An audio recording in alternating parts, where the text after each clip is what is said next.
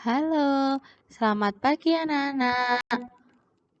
Hari ini Bu Dani akan melanjutkan materi ya. Materi hari ini adalah materi tema 3, subtema 1.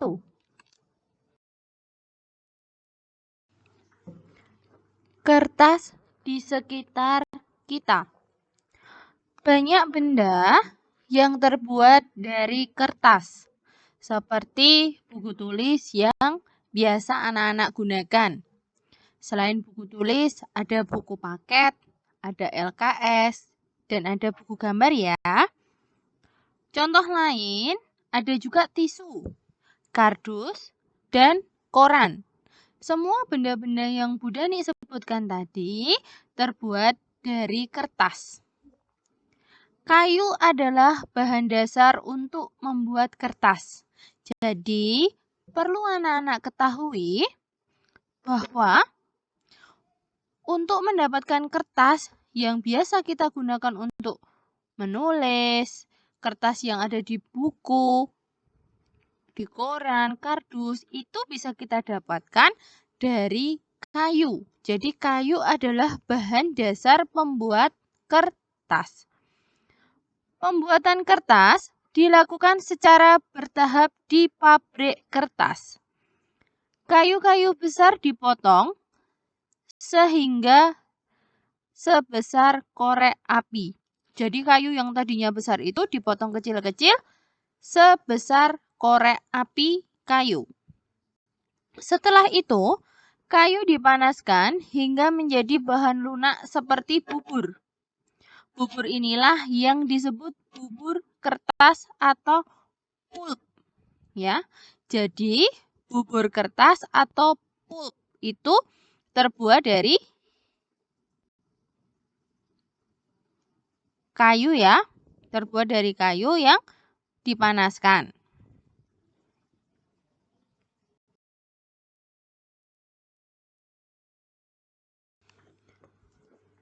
Bahan dasar kertas adalah kayu. Kayu berasal dari pohon. Coba perhatikan pohon-pohon yang dapat digunakan sebagai bahan dasar kertas. Perhatikan gambar di samping. Jadi, tidak semua pohon atau tidak semua kayu dari semua pohon bisa digunakan untuk bahan dasar pembuatan kertas. Kayu atau pohon yang bisa dibuat sebagai bahan dasar kertas adalah yang pertama, kayu dari pohon pinus. Yang kedua, kayu dari pohon akasia dan kayu dari pohon jati. Jadi, hanya jenis pohon tertentu saja. Pohon manakah yang paling tinggi? Bagaimana caramu mengukur tinggi suatu pohon? Tinggi badanmu pasti berbeda dengan temanmu. Apakah semua panjang atau tinggi benda dapat diukur dengan alat ukur yang sama? Untuk mengetahui jawabannya, Bu Guru lanjutkan di penjelasan selanjutnya.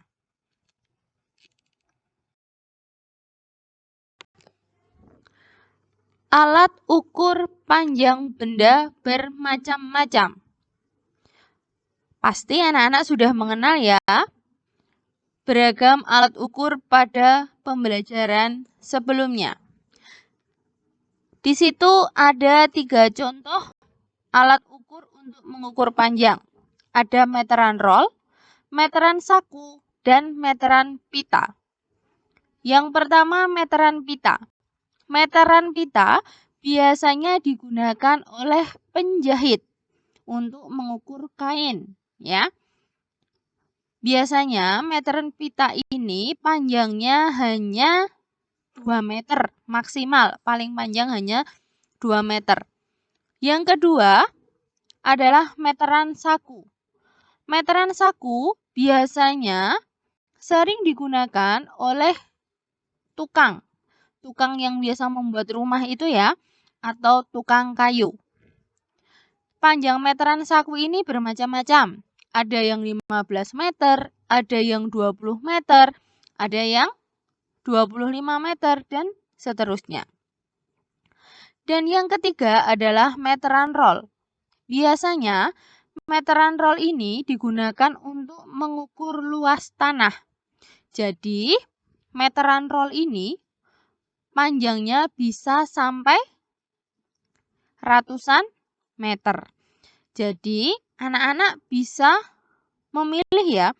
Ketika anak-anak ingin mengukur suatu benda, anak-anak bisa memilih kira-kira alat ukur mana yang cocok untuk mengukur benda tersebut. Contohnya, anak-anak mendapat tugas dari Bu Guru untuk mengukur panjang pensil.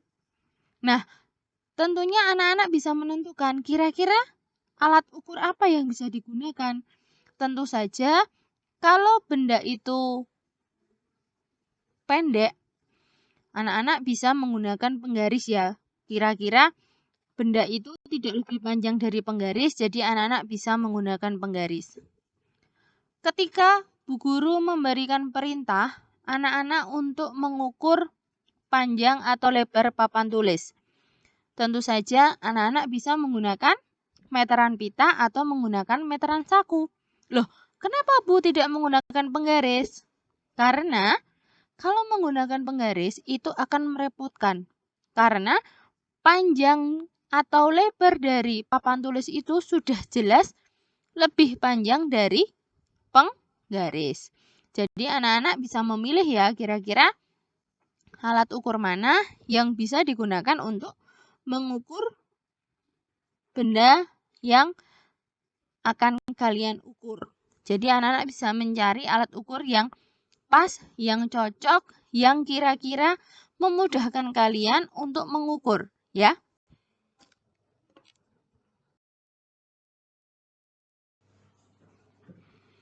Plastik, solusi dan masalahnya. Jadi di sini Bu Guru akan membahas atau menjelaskan tentang solusi masalah mengenai sampah plastik dan bagaimana solusinya atau untuk mengatasi masalah tersebut.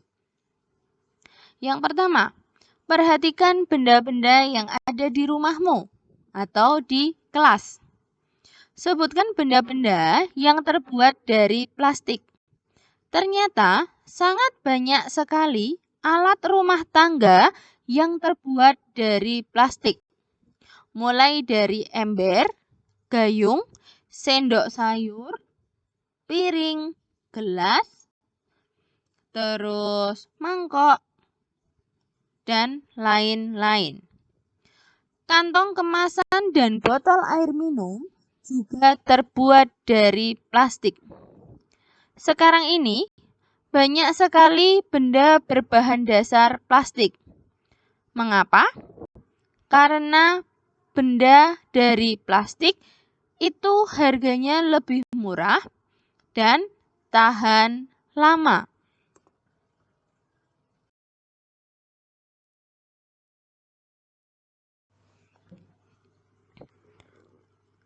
Bahan dari plastik tidak dapat menyerap air atau tidak tembus air. Jadi, selain karena harganya murah, benda dari plastik itu juga tidak dapat menyerap air atau tidak tembus air. Contohnya, dari ember. Ember terbuat dari plastik. Jadi, ember itu bisa digunakan untuk menampung air dalam jumlah banyak. Ya, plastik pun mudah dibentuk dan ringan. Oleh karena itu, plastik dapat dibuat menjadi berbagai macam benda. Plastik memberikan banyak manfaat, akan tetapi plastik juga dapat menimbulkan masalah. Jadi, kalau anak-anak mau memperhatikan, hampir separuh, setengahnya, benda-benda yang ada di sekitar kita itu banyak yang berbahan dari plastik, ya. Jadi karena tadi alasannya yang pertama, kenapa benda dari plastik itu banyak? Alasannya yang pertama karena bahannya murah, awet, tidak dapat menyerap air atau tidak tembus dengan air, dan yang terakhir itu benda berbahan plastik itu mudah dibentuk dan ringan. Di samping tadi banyak manfaatnya atau kelebihan dari benda plastik itu juga membutuhkan waktu yang sangat lama untuk terurai secara alami, sekitar puluhan bahkan ratusan tahun. Jadi, anak-anak, kalau kalian sering minum air kemasan botol, ya. Sekarang banyak sekali minuman-minuman yang harga 1000-an itu, ya. Harga 1000-an bahkan 500 itu menggunakan kemasan plastik, ya. Kemasan plastik seperti itu hanya boleh digunakan 1 kali, tidak boleh digunakan lebih dari 1 kali karena bahannya yang kurang aman. Coba kalian bayangkan, 1 orang minum 1 hari sekali minum air kemasan plastik seperti itu, dibuang.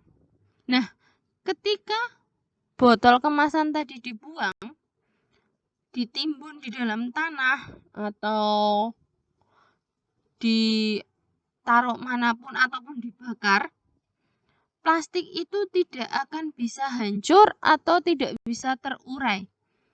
Plastik itu bisa terurai atau hancur itu dalam kurun waktu yang cukup lama, membutuhkan waktu puluhan bahkan ratusan tahun. Ya, kalau anak-anak tidak percaya, anak-anak bisa mencoba di rumah. Kalian cari botol plastik, kalian timbun di dalam tanah. Kalian tunggu berapa tahun kemudian, kalian gali tanah tersebut, botol itu masih utuh, ya. Sampah plastik itu tadi masih utuh, tidak berubah bentuk, ya. Tidak berubah, bentuknya masih utuh. Mungkin hanya rusak saja kemasannya, tapi dia masih berbentuk plastik, ya. Itu bukti bahwa plastik itu tidak bisa diurai, ya, tidak bisa diurai. Jadi semakin banyak sampah plastik yang kalian hasilkan, itu akan semakin sulit bumi ini untuk mengurai plastik itu tadi. Beda dengan daun, ya, beda dengan sampah daun. Kalau sampah daun itu kalian biarkan saja, dalam waktu beberapa hari sampah daun itu akan hilang sendiri. Loh, kemana Bu? Hilangnya itu, sampah itu tadi dimakan oleh bakteri pengurai, ya, bakteri pengurai yang itu akan membuat tanah menjadi lebih subur. Tapi plastik tadi tidak bisa terurai karena dari bakteri pengurai itu tadi ora tedas. Jadi dia untuk menggigit, untuk menguraikan benda-benda dari plastik itu tidak kuat, istilahnya giginya tidak kuat. Jadi membutuhkan waktu yang sangat lama sekali. Oleh karena itu, banyak sekali ya himbauan-himbauan untuk meminimalisir penggunaan benda plastik, ya. Jadi kalau sekarang sudah mulai di restoran-restoran itu, restoran-restoran besar sudah mulai tidak menyediakan sedotan. Jadi kita kalau minum tidak disediakan sedotan plastik. Sekarang banyak yang menggunakan alternatif menggunakan sedotan dari besi. Tujuannya apa? Untuk mengurangi sampah plastik. Kalian juga seperti itu. Kalau ke sekolah, bawa minum menggunakan botol sendiri karena botol itu bisa digunakan sampai lama, sampai berkali-kali. Tapi kalau botol dari air kemasan itu tidak boleh digunakan lebih dari 1 kali. Anak-anak, coba perhatikan tabel berikut. Coba anak-anak bandingkan waktu yang dibutuhkan plastik untuk terurai secara alami. Jadi di situ ada beberapa benda dan waktu yang dibutuhkan untuk menguraikan. Ada kertas, kardus, kulit jeruk, dan lain-lain. Anak-anak bisa perhatikan ya. Di situ benda apa saja yang diuraikan dalam waktu yang paling lama dan yang paling sebentar.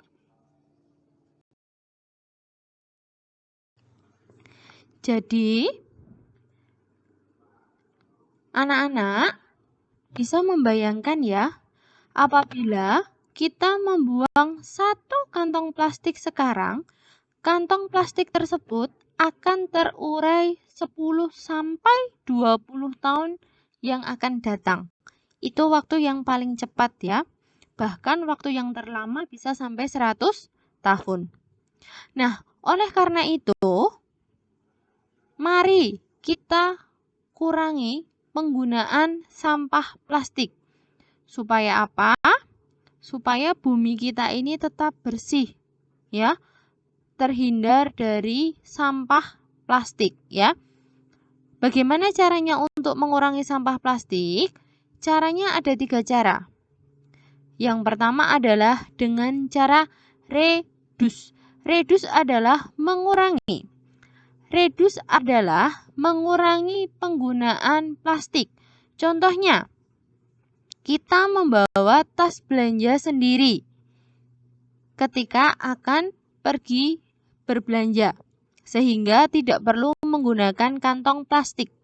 Atau, jika kalian hanya membeli barang-barang yang masih bisa kalian bawa menggunakan tangan kosong tanpa menggunakan tas plastik, kalian akan lebih baik lagi untuk tidak menggunakan kantong plastik tersebut. Misalnya hanya membeli susu 1 atau 2, kalian masih bisa tenteng, kalian masih bisa bawa tanpa menggunakan kantong plastik, itu akan lebih baik lagi. Atau membawa tas belanja dari rumah yang terbuat dari kain sehingga itu bisa digunakan berkali-kali. Yang kedua, reuse. Reuse artinya menggunakan kembali. Reuse adalah memanfaatkan kembali sampah plastik. Misalnya, sampah kemasan botol minuman bisa digunakan untuk membuat pot bunga. Sampah dari sedotan bisa digunakan untuk membuat bunga. Yang ketiga, recycle atau mendaur ulang. Recycle adalah daur ulang sampah plastik. Biasanya dilakukan di pabrik. Sampah plastik akan diolah menjadi barang baru yang dapat dimanfaatkan lagi. Anak-anak dapat membantu proses daur ulang dengan mengumpulkan dan mengelompokkan sampah plastik. Sampah plastik tidak dicampur dengan sampah lainnya. Berikan sampah plastik kepada pemulung atau petugas kebersihan. Merekalah yang akan membawanya ke pabrik daur ulang sampah ketika berbelanja. Ya. Jadi seperti itu. Anak-anak,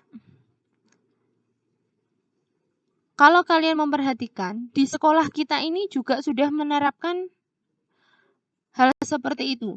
Sampah sudah dibagi menjadi 2 ya, sampah plastik dan sampah non-plastik ya. Jadi, kalau kalian membuang sampah plastik, jangan dicampur dengan sampah yang non-plastik. Misalnya, kalian akan membuang kertas. Kertas sudah ada kantongnya, sudah ada tongnya sendiri toh. Jadi sampah itu harus dibedakan. Mana sampah kertas dan sampah plastik. Tujuannya apa? Supaya lebih mudah untuk memilah-milah dan memudahkan pemulung atau tukang rongsok untuk memilah-milah sehingga benda-benda plastik itu akan dibawa ke pabrik kemudian untuk didaur ulang.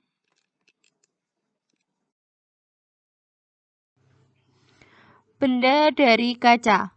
Ada benda-benda yang dibuat dari kaca. Benda tersebut antara lain gelas, piring, mangkuk, kacamata, akuarium, jendela, dan peralatan laboratorium. Kaca memiliki sifat kedap air dan tembus cahaya. Oleh karena itu, kaca digunakan untuk membuat benda yang tahan air.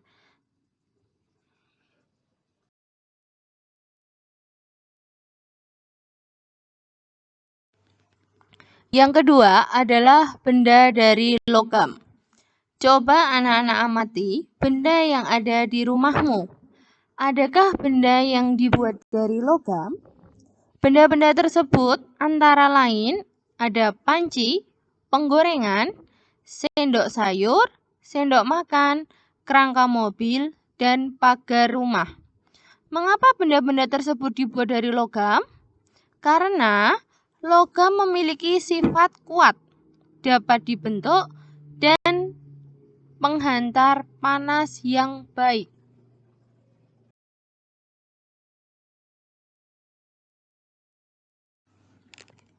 Benda dari karet.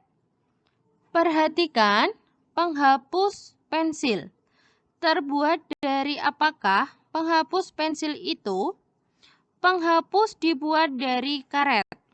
Benda-benda lain yang dibuat dari karet antara lain adalah ban, balon, sandal karet, bola, dan sarung tangan. Bagaimanakah sifat dari benda karet? Benda karet bersifat kuat dan lentur.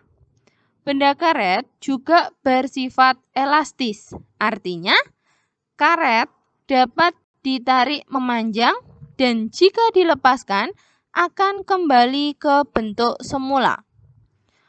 Meskipun karet bersifat kuat dan lentur, tetapi bahan dari karet tidak tahan dengan api atau benda dari karet akan mudah untuk terbakar.